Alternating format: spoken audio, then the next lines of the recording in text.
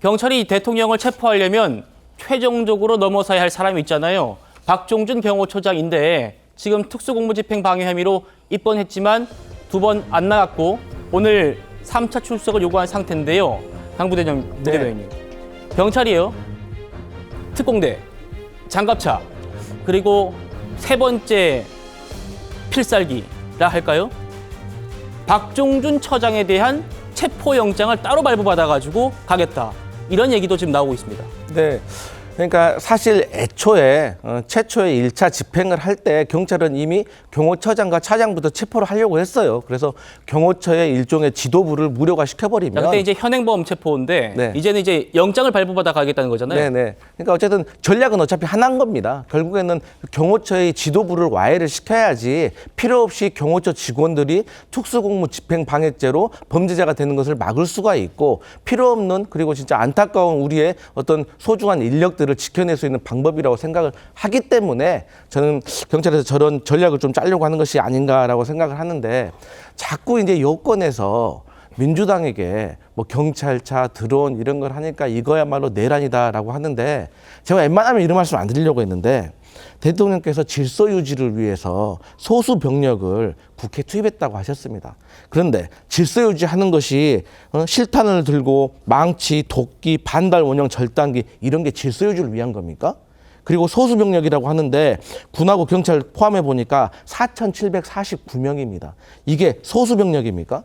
그리고 국회가 계엄을 해제하면은 다 물리려고 했다라고 하셨는데 2번, 3번 계엄 선포했으니까 빨리 집행해라, 끌어내라, 문 부셔라 이런 말이 나왔습니다. 근데 이런 상황에서 민주당에게 내란이라고 말씀하시는 건 너무 과도하다라고 생각을 하고 저희 민주당도 저러한 불상사가 없었으면 좋겠습니다. 그렇기 때문에 제가 계속 말씀을 드리잖아요. 차라리 국민의힘에서도 일반 특검에 좀 동의를 해주시면은 일반 특검이 출범하는 최소한 한 달 이상의 시간이 있고 그러면 대통령께서 일반 특검이 출범을 하게 되면 거기는 순응하실 거 아닙니까? 그리고 그 시간 동안에 대통령도 방어권을 행사할 수가 있고 얼마나 모두가 평화로운 겁니까? 그래서 저는 이런 것들을 먼저 제안을 드리는 건데 이런 거에 대해서 무응답이 있기 때문에 저희도 이런 것까지 생각하고 있다라는 점을 말씀드리겠습니다. 예, 구 변호사님. 잘못에 대해서는 지적을 안 할 수가 없고 그거에 대해서 지적이 있을 때 민주당도 마찬가지로 무응답하고 있어요. 이거에 대해서는 수사권 있는 데서 수사하고 영장 청구하면 응하겠다라고 대통령도 얘기했고 오늘 아침에 윤상현 의원도 인터뷰에서 그러면 따르지 않을 이유가 없습니다라고 하더라고요. 근데 왜 그거에 대해서 민주당이 답을 안 하죠? 그리고 방금 계엄에 대해서 얘기하는데 계엄에 대해서 잘못이니까 수사해야 된다는 얘기 하잖아요. 근데 그 절차에 있어서 또 다른 위법이 벌어지면 그게 국가폭력입니다. 그거에 대해서 양쪽으로 다 지적을 하죠.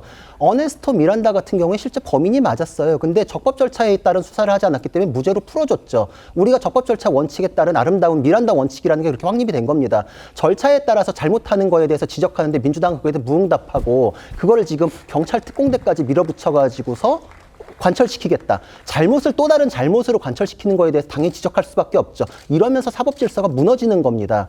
그리고 이거에 대해서 일반 특검 얘기하시는데 모두가 행복하려면 합의 봐야죠. 왜 민주당이 원하는 거에서 한 발짝도 물러나지 않고 위헌성을 제거하지 않은 채로 그걸 받아들이면 모두가 행복해질 수 있다? 그건 민주당 논리고 모든 것은 협치에 의해서 벌어지는데 지금 협치하지 않는 거, 밀어붙이는 거, 공수처 민주당입니다. 치열한 토론 보고 계십니다. 민주당은요, 더 나아가서 경호처의 조직 자체를 없애는 법안을 속속 내고 있습니다. 만나보시죠. 경호처가 지금처럼 이제 법을 무시하고 법 집행을 방해하는 그 내란 수계의 사병을 자처하는 한은 경호처라는 조직의 폐지까지도 이룰 수 있는 매우 중대한 상황이다. 경호법 개정을 통해서 경호처라는 조직을 없앨 수도 있습니다. 대통령 경호처를 폐지하고 경찰청 아래 경호국으로 두겠다라는 건데요. 황명선 민주당 의원이 해외 선진국 사례, 실제로 이제 총리나 국가 그 수반의 경호를 경찰이 하는 곳이 많긴 합니다. 호 대변인. 그렇지만 매번 뭐 일이 터질 때마다 그 조직을 없애버리고 경호처가 지금 60년 경력에 지금 노하우를 축적한 곳 아닙니까? 네. 이 경호처를 없애버리겠다. 또 감정적인 것 아닌가 이런 지적도 저는 공감이 됩니다. 어떻게 보십니까? 아니 문재인 대통령 때도 경호처가 있었던 거 아닙니까? 노무현 대통령, 김대중 대통령 때도 다 있었던 것이고 본인들 입맛에 맞지 않는 기관들 다 없애기 시작하면 이제 남는 데는 이제 공수처 남겠고요. 검찰도 벌써 없애자고 하지 않습니까? 기소청으로 이제 하자고. 피해는 다 국민들이 보는 겁니다. 지금 검찰이 수사를 못해서 얼마나 많은 일선 현장에서는 치안과 민생 현장에서 얼마나 많은 피눈물들이 나오는지 모릅니다. 근데 그냥 탁상 공론하는 거예요. 자기들의 정량만을 위해서 저런 탁상 공론을 하는 겁니다. 그리고 사실관계도 맞지 않습니다. 저게 뭐 선진국의 사례를 반영해서 해야 된다라고 하는데 제일 우리가 잘 아는 세계 최고의 강대국인 미국은 경찰 산하가 아니거든요. 국토안보부죠. 예, 국토안보부 산하에 비밀 경호국이 있습니다. 거기서 대통령 경호를 담당하는 거예요.